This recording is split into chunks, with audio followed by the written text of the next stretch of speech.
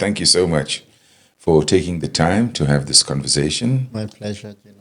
Yeah, it's really a privilege to be sitting opposite you. Yeah. It's an honor for me. Yeah. It's an honor, Gino. Yeah. Thank you, Arthur. Arthur, I was just going to say that, for many years, I've been pondering, the role of leaders and leadership, questions of followership, right? Particularly in the context of our struggle here in South Africa, and the important role that leaders played, throughout our history, and there are many. Yeah. Most people know about Mandela. Of course, he's the global icon, right? Yeah. But under Mandela, there were many other people that played very, very important roles, including in shaping Mandela. Yeah. So that's the kind of fascination, and that is from a social justice perspective.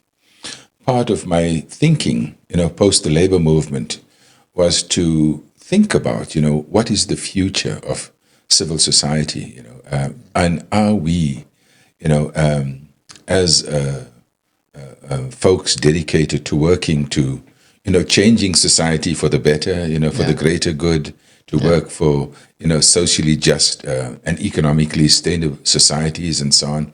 I've always been thinking about the role of leadership, right? Yeah.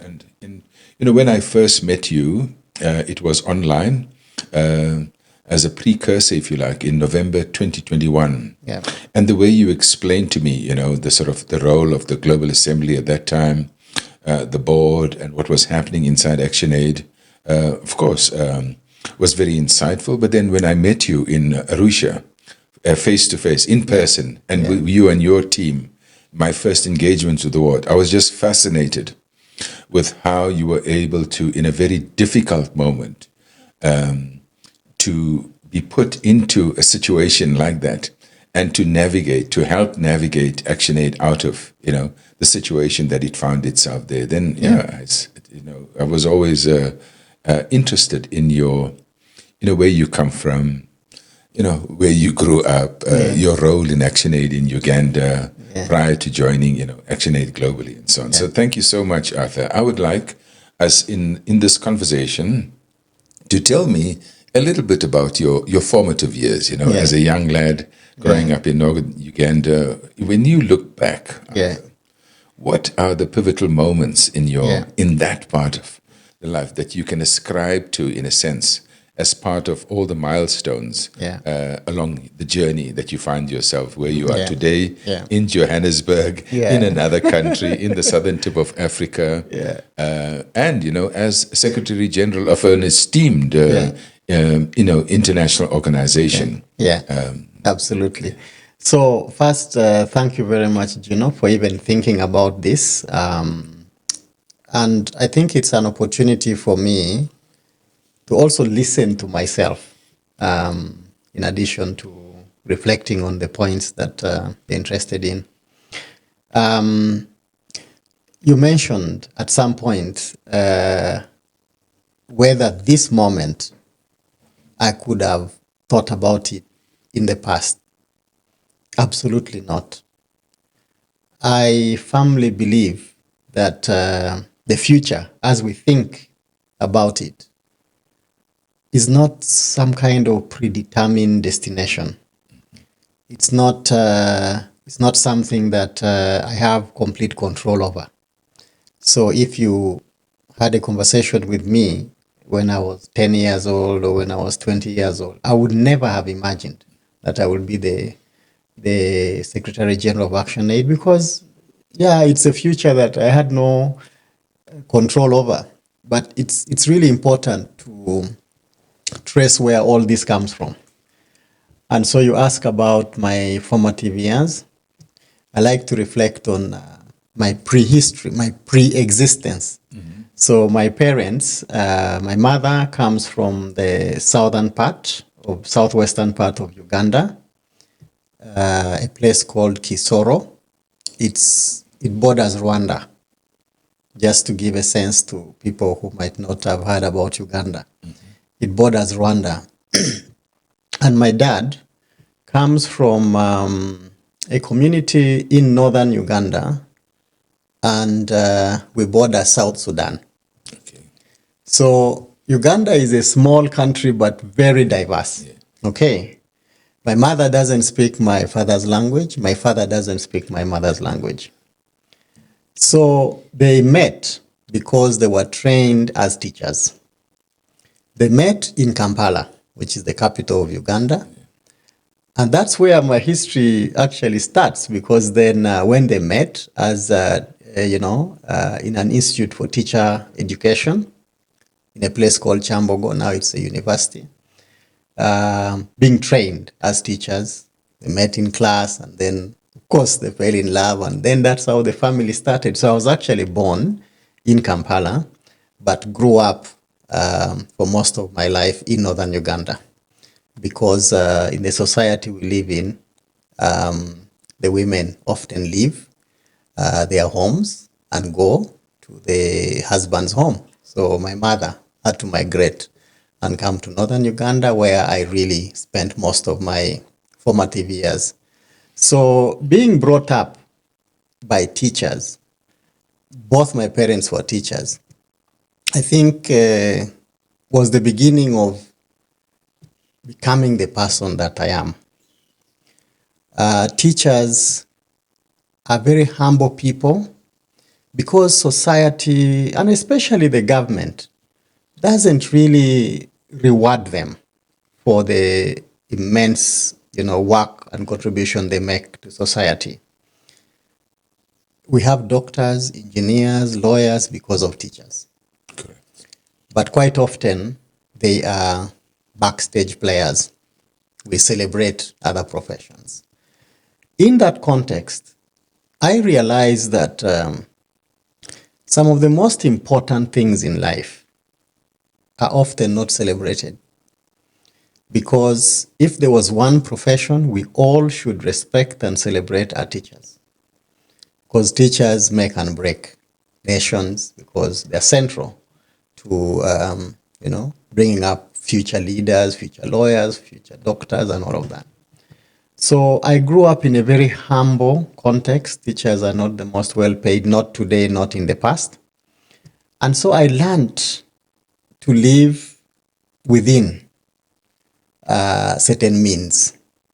No exaggeration, of course, some privilege, but just living a humble life. This was so crucial. Being brought up by teachers is one. The discipline teachers often are known for. We were fortunate with my siblings to grow up with that discipline at home.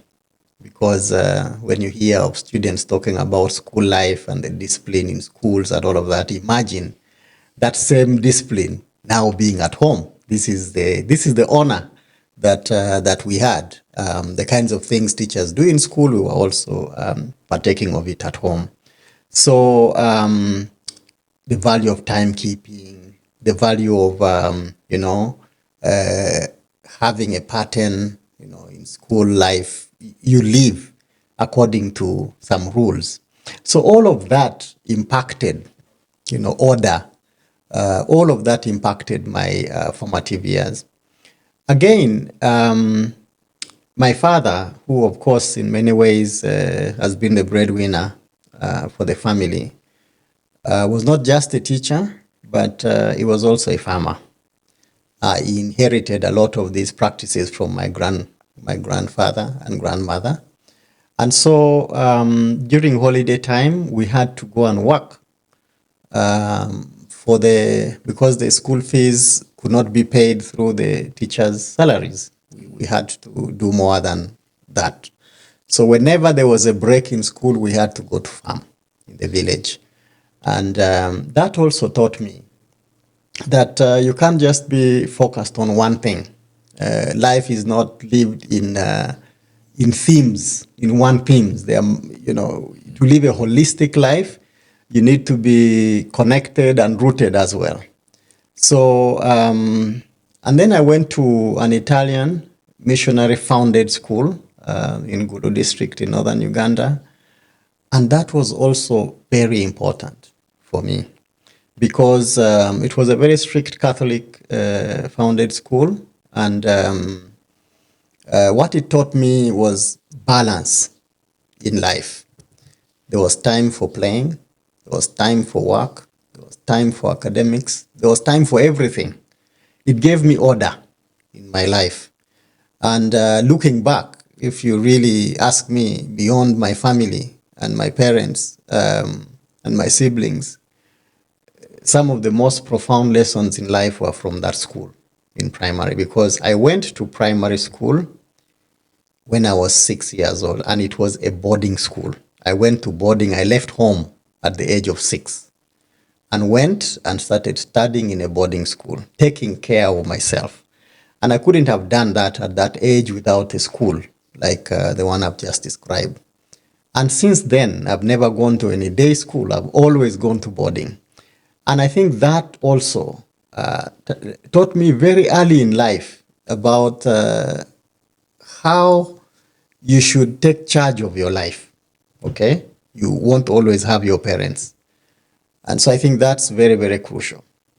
And lastly, I would talk about, the extended family that is so important in our traditional setting and a cultural setting. You don't just live in a nuclear family. So when we went farming, of course, we went to live with my grandmother and all of that. And I learned from my grandmother some of the most profound things that are now useful for my life today. One was she used to make pots. Okay, she was excellent in making pots because in the village we don't have fridges, we don't have electricity, we don't have all these kinds of things that we are now. So the big pots were meant to keep water very cool, and so the art of making these big pots was something that I was always fascinated about. Sorry, were these clay pots? Yeah, clay pots, absolutely. There's a particular type of clay, of soil, clay soil, which is used to make these pots. So I learned from her that, because I used to imitate, try to make a pot, and I was always failing, to make a nice pot. And so she told me, Arthur, the best pots are made from the inside. You don't create a pot from the outside. The best pots are made from the inside out. This has been fundamental up till today. You mentioned earlier in the background about steady hands, calm hands, and all of that. I firmly believe that I cannot make an impact outside when inside is not coherent, inside is not clean. So I invest a lot, whether in myself as a person or inside the organization. I invest a lot in the internal, because without that, you don't have the strength to manage what happens outside. And inside, a person is really what many people call integrity. So integrity is who you are when nobody's looking. This is your inside. Now, if you don't develop that, these values that we learn from our parents of supporting others, caring for others, you just cannot be as useful as you can be for society if inside you don't have that those values. So I think these are the formative principles that I've had in life. So discipline from teachers, living a humble life, believing that plenty is not the solution. You don't have to have everything to succeed. Nobody has it. Even the richest people do not have everything. And I think they are some of the most unhappy people. Because you're always, and in our capitalist society, I like to give this analogy of, each time you write a check, at the end of the figure, you say only. Why? Because it can be more. And it can always be more. Nobody can be satisfied with any. So be satisfied sometimes with what is, with what you need, not just what you want. And I think this is very crucial. As children brought up by teachers, we had what we needed to live a happy life, not everything we wanted. I feel today, unfortunately, that greed drives the world, so we suffer in this this world, not because we don't have sufficient to meet everybody's need, like somebody said, but we can't satisfy everyone's greed. This is the problem. So anyway, all of these were very much rooted in my early years of life. Yeah. Thank you, Arthur. I really appreciate it. And as I'm listening to you, I can, in a sense, imagine or visualize, the foundations of a young Arthur running around the village, going to school. Yeah. And I'm sure you were quite a good student that you made your parents proud. Yeah, yeah, that's true. Actually, that's true. Yeah. No, fascinating. I think the kind of the foundational values, Arthur, that I picked from in this particular story is issues of discipline. Yeah. I think the first thing is coming from teachers. My father was a teacher, but he was an unqualified teacher, if you like. The system, those days under apartheid, if you had a standard 6, you were regarded as very educated. Even my mom had a 6 years. Standard 6 would be 8 years of schooling. So I also come from a sort of teaching background, and I can really appreciate your sense of pride, if you like, when you speak about your parents being teachers, the discipline, the humility, being able to, when enough was as good as a feast, as they say, the ability to live within means. And I think the word ethic says that, yes, you work hard during the school terms and so on, but during the so-called holidays, you have to go and work on a farm. So I think that's really fascinating. When you look back, Arthur, do these principles, like for example, today, in your role, how do you enforce, if you like, or reinforce some of these principles? Do these things hold dear to you in today's life? Absolutely, they do, Gino. So the organization I currently work in, ActionAid, has gone through lots of interesting but also challenging times. And I always believe that not just that there is light at the end of the tunnel, but that we are the light, actually. So I don't have to wait for the end of the tunnel. I must always believe that I am part and parcel of solutions. So why is this important, tracing back to my history? I said earlier that what both my mother and father earned as a salary for teaching was insufficient to pay for school fees. And they didn't wallow in that misery of, oh, we don't have enough money. They had to find different ways of eking a living, and so farming became important as well. So I learned that life and leadership is not just one-dimensional. You need to always put many different things together to make sense. So thinking about my life today, I think the discipline of timekeeping, for instance, that I learned from my parents is so consequential. Beyond the jokes we often hear about Africans not keeping time, we like to say that other people have the clock and we have the time, But that order is important. That order is important, that you stick to some routine that is important.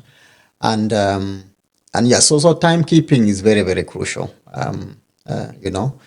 Secondly, being a child, growing up with my siblings as children, also farmers, we did not waste.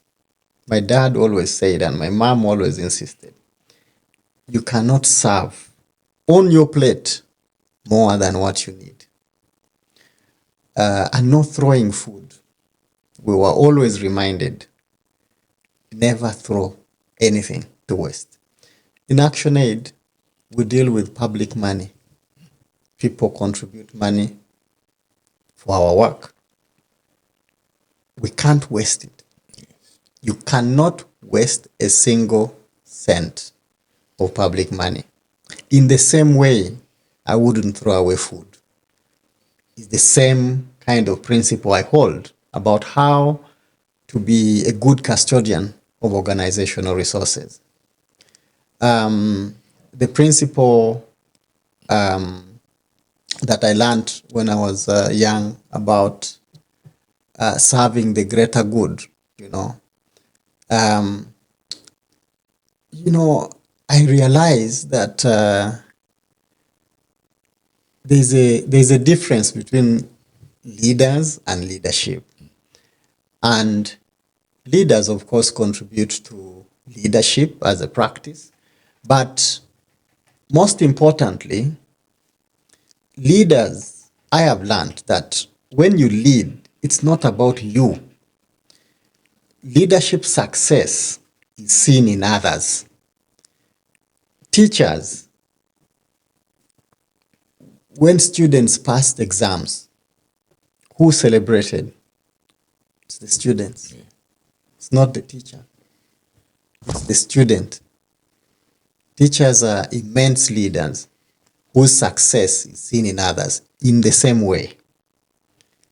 I know that as a leader, I have the privilege of being in a place where my success should be gauged by looking at what happens to the organization, but also what happens to its people out there, not me. I will come and go. The legacy of leadership should be seen in others. Again, this is very typical of what teachers go through. The celebration. My niece recently was with us in South Africa and went back. She passed in the first grade. And we are celebrating that when the reality is really the teachers who worked behind the scenes to get her to pass these exams. So this for me is very, very crucial. I do not want to be seen or judged as a leader today as successful when the results cannot be seen in others, in our staff, in our mission, in the work that we do. This is the most crucial. Again, the value of working with others, is very, very crucial. And in my formative years, no single day passed when you could describe success as, what you have done by yourself. It had to be with others in the society. So this value of solidarity, caring for others is really central to humanity. And for me, it's so fundamental in my leadership today that I don't take credit for anything that we succeed with together. This challenging time that you talked about in ActionAid, well, I was part of a leadership team that got us out of this crisis and put us on a footing that I think is solid enough for the future. I could never have done it by myself. Teachers specialize English, chemistry, math, but your one subject is not sufficient to make a student succeed. So one teacher must work with another teacher. So I might be good in biology, you're good in math, it's extremely important. Somebody else is good in English, it makes the whole. In the same way, I would not take credit for all of the successes the organization has achieved because I've been working as part of a team. So the most important thing for me in leadership is that a leader enables. Good leadership is about enabling success of everybody. and celebrating everybody's contribution.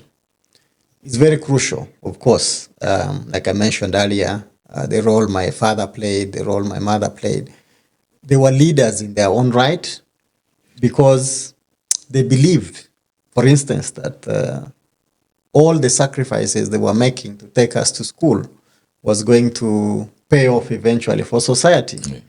And so that's an investment. So leadership, you must have convictions. You must believe. You must believe that what you are engaging with, what you are doing, actually is important. So conviction is very, very crucial. In ActionAid, I believe in what we do. Totally, I believe in what we do. If I did not, I would not be working for the organization. But also, my parents took responsibility for whatever happened to us. Leadership is also about taking responsibility for your actions. Sometimes you fail, sometimes you succeed, but in all cases, you learn about how to be better. So taking responsibility, conviction is very, very important. And I think what I learned from my parents also is don't wallow in misery. Don't wallow in self-doubt. If one avenue is insufficient, try another. So leadership is about searching for solutions together with others, not just regurgitating the problem. I think all of these have given me so much meaning in ActionAid, and I just try to live it naturally because, that's what life is. That's what life is about.